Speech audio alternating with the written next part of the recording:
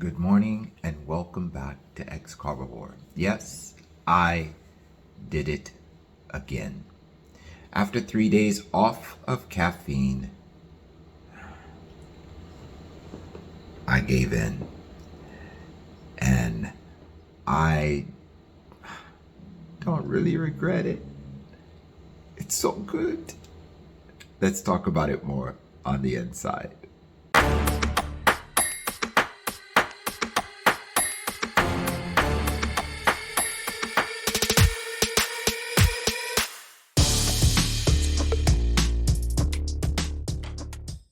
Yes, I've fallen off the wagon.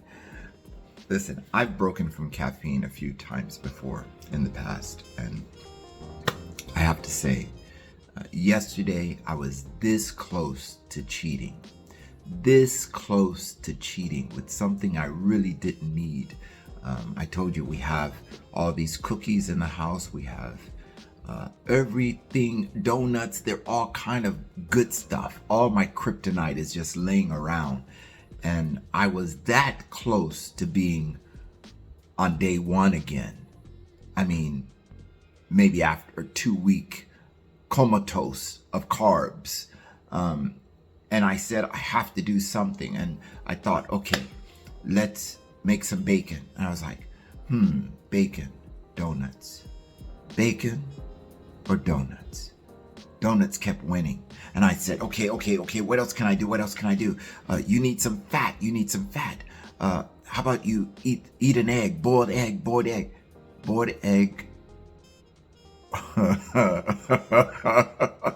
Or donut. Boiled egg or donut.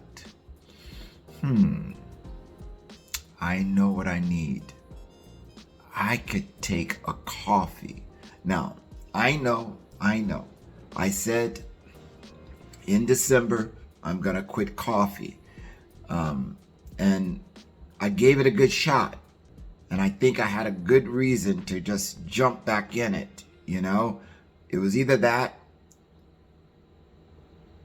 or go on that carb binge. And that carb binge really, that's a hard one to come off of.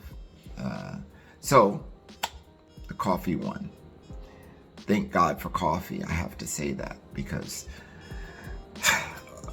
it just would have been ridiculous. So let me talk about some of the pros and cons of coffee this morning.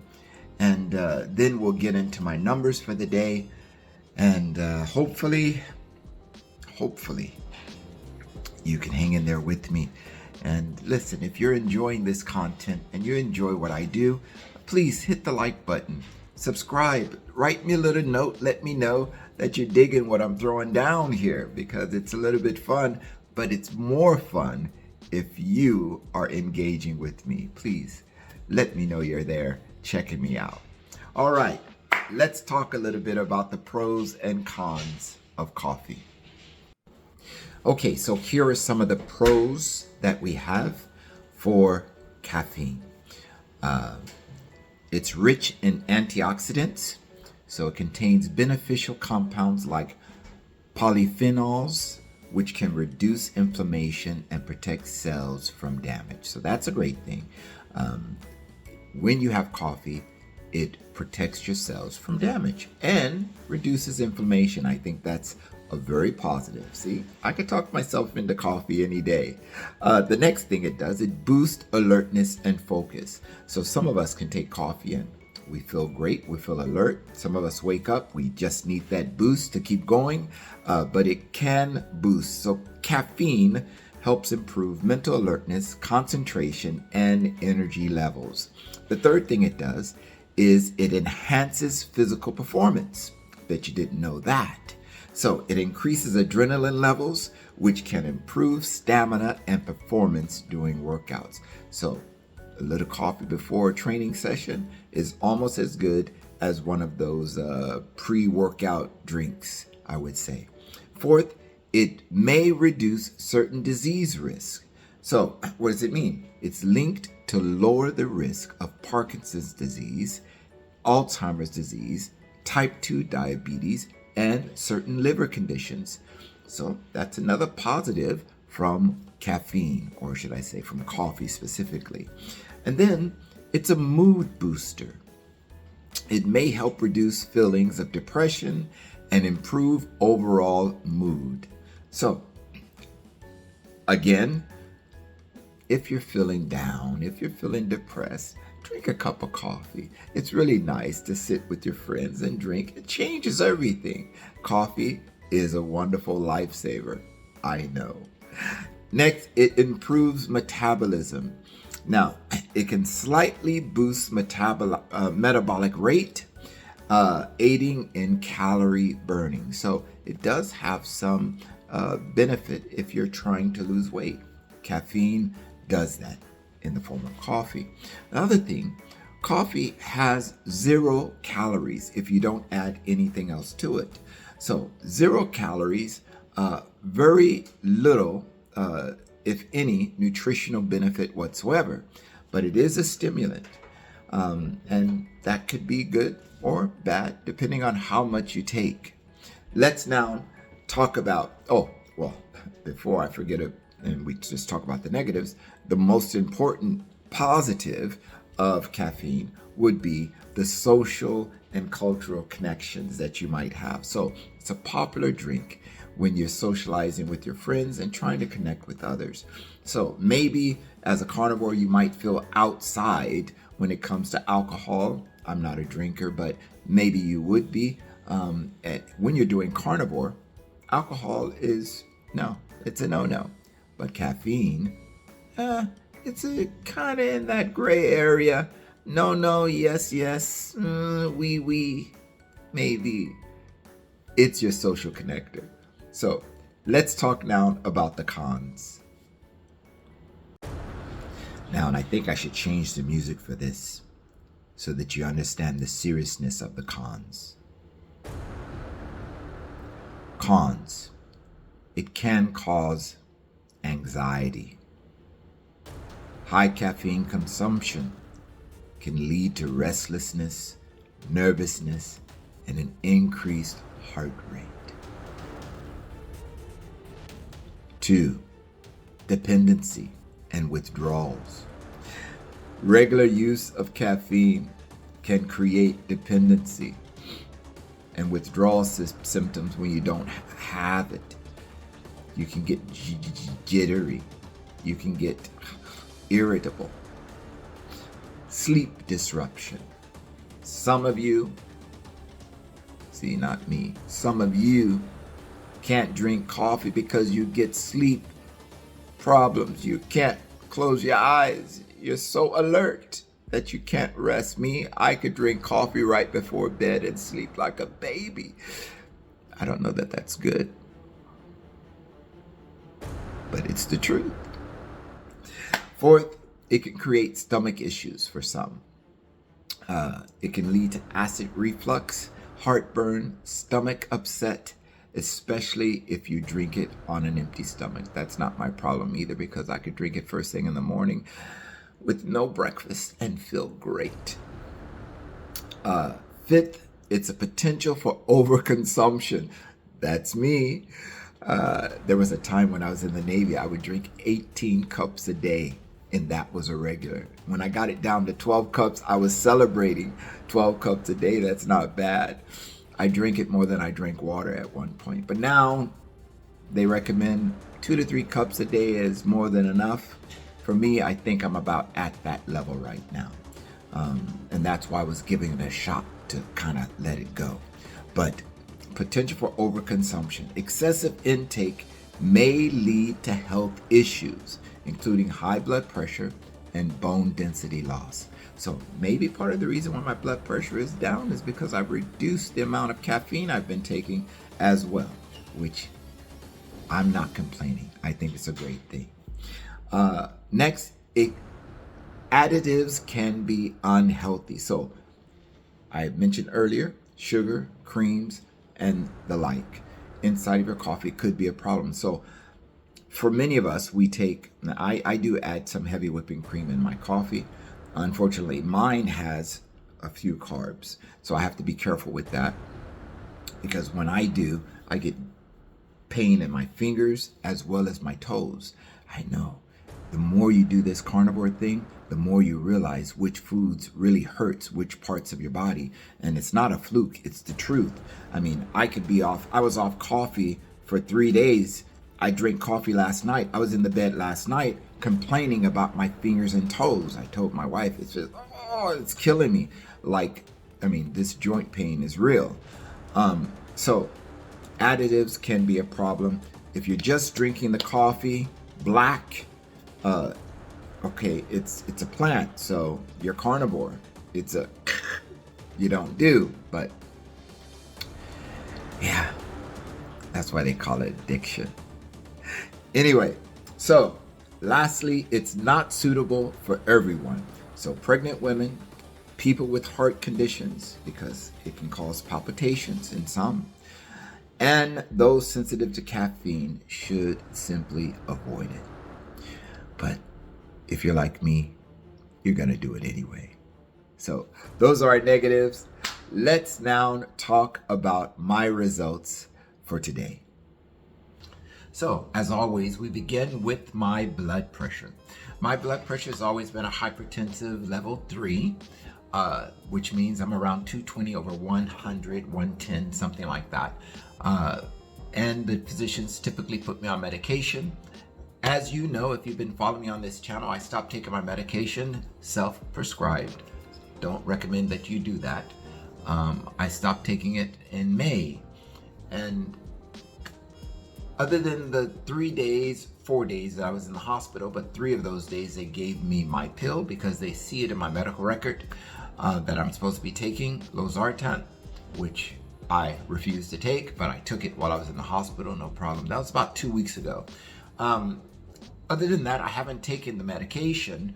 And today my blood pressure has, again, another great number, 119 over 80. And I can't complain about that. I think that's awesome. Seeing that with medication, or the reason they put me on medications for high blood pressure, and I was 220 over 110. My average was around 190 to 200 over 100, 110, something like that. So I would say 119 over 80 is a fair exchange. Yay, carnivore. All right, so now a normal glucose is 4.6 to 6 millimoles per liter. My glucose for today is 5.1. My target is 5.0. So again, I'm not complaining. Now, these numbers by themselves are really good, but when they're all together, it makes it even better. And you're going to know what I'm talking about here when I get to the final number for today. Because if I would have just gotten one of these numbers here or there, it's easy to be discouraged. Let's say I'm just going on my ketones, for example. I might get discouraged if that number shifts in the wrong direction, making me break, because in the end, disappointment makes you break. Same way, if you're taking your weight every day and nothing's happening, and if that's your only marker, you're gonna break. So I take many markers, and this one is my glucose, and for this number, we're within the norm, and that's a good thing. Our third number for today is going to be our ketones. Ketones are, or ketone bodies, are what we run on. We run on ketones instead of carbohydrates. So you have your major macros. You have carbohydrates, you have protein, and you have fat. In carnivore diet, we take away the carbohydrates, or make it as small as possible, close to zero or zero as you can. Carbohydrates are a no-no, but your fat and your protein are a plus. Because you're eating fats and protein, now the body produces ketone bodies. And that's your primary source of fuel now. And that's why we are healthier. Carbs ultimately break down into sugars, and sugars for many of us are a bad thing, especially if you're a carboholic or you're a sugar guy, sugar gal, sugar daddy. Anyway, yeah, carbs are a no-no. So this is why we check out our ketone number. We want to see where we are. Is our body converting that fat into ketones, and are we running efficiently? A normal ketone level is 0.5 to 1.5. Today, I am 2.8. And I'd say that's a win, again, for Carnivore. And our fourth number then will be our GKI, or Glucose Ketone Index. And this number kind of gives you a fuller picture, if you will, of what your body is doing. Instead of just taking a ketone, which in the beginning when I did our ketogenic diet, the mother form of the carnivore diet, carnivore is a stricter version of a ketogenic diet. When I used to just do keto, I would check my ketones, and that's it. I would never check my glucose. I would never check a GKI or anything like that. But the GKI takes the glucose and the ketones, and it really shows what your body is doing. Now, for me to have a therapeutic effect for my body, and what I say is the elements that I might have. If you have type 2 diabetes, you want to be between 3 and 6, your number for the GKI. But for me, I have tumors, not cancer, but if you have cancer, epilepsy, or any other of these neurological disorders, you want to be 3 or below. And so my number for my GKI today is 1.8. And with that, that's another win for Carnivore. All right, and last but not least, we have the weight. As you all know, weight is not my primary reason for doing Carnivore, although many people do Carnivore because they want to lose weight. So I keep track of that as well. And in the future, I'll be keeping track of even other parameters like my lipid test, triglycerides, LDL, HDL. We'll start doing that as soon as I can buy the machine so I could do it here at home. So weight for today. For some of my height, my weight is supposed to be 59 to 80 kilograms. I doubt that I get somewhere around there. I'll probably be in the 70s or something when all is said and done. Today, my weight has been flat for the last 7 to 10 days, thereabouts. I am today 89.9, which again stays flat. I think yesterday I was 89.8, so, and the day before that I was 90. So I've been in this little 0.1 or 0.2 balance for the last week or so, and no stress for me. When it comes, it comes. I know that during this time, my body is adjusting even on the inside. Could be it's working on my blood pressure. It could be healing other areas. And that's what the great thing about carnivore diet is that you're healing from the inside out. You're not just looking to lose weight. So, but if I was just looking at weight as the parameter, let's say I'm on this diet and my weight doesn't change for over a week, 10 days, 2 weeks, how frustrating would that be? I mean, it's like you want to pull your hair out, not your head out. You don't want to get rid of your head. To get rid of the head, it's a problem. But the hair, no problem. Get rid of the hair. Well, not really. I'm starting to get a bald spot at the top here. We don't want to pull that out either. What I'm trying to say is, if you need a reason to break, this is how it happens. You're looking at your weight and you're going, what the heck am I doing this for? There's cheesecake in the house. There's apple pie. There's pumpkin pie. There's sweet potato pie in the house. And I'm over here starving with no results. Why? Why am I doing that? So this is why. Multiple parameters. When you look at everything together, even though I know my weight's not moving, let's say that was my primary goal. The weight's not moving, but my ketone, my glucose, my blood pressure. In my case, I have no abdominal pain because I'm eating this way. In my case, the tumors in my chest are decreasing because I'm eating this way. When you see the other parameters and you're not relying on one source of your joy, you have the strength to keep going. So, this is what I do. I like to give you an update on myself and maybe a little education on some other areas as we go through our daily check-in. If you like what I'm doing, please hit the like and subscribe button. Drop me a note. Tell a friend that there's a guy like me doing a thing like this. Thanks for coming. We'll see you again tomorrow. Same time, same channel. God bless.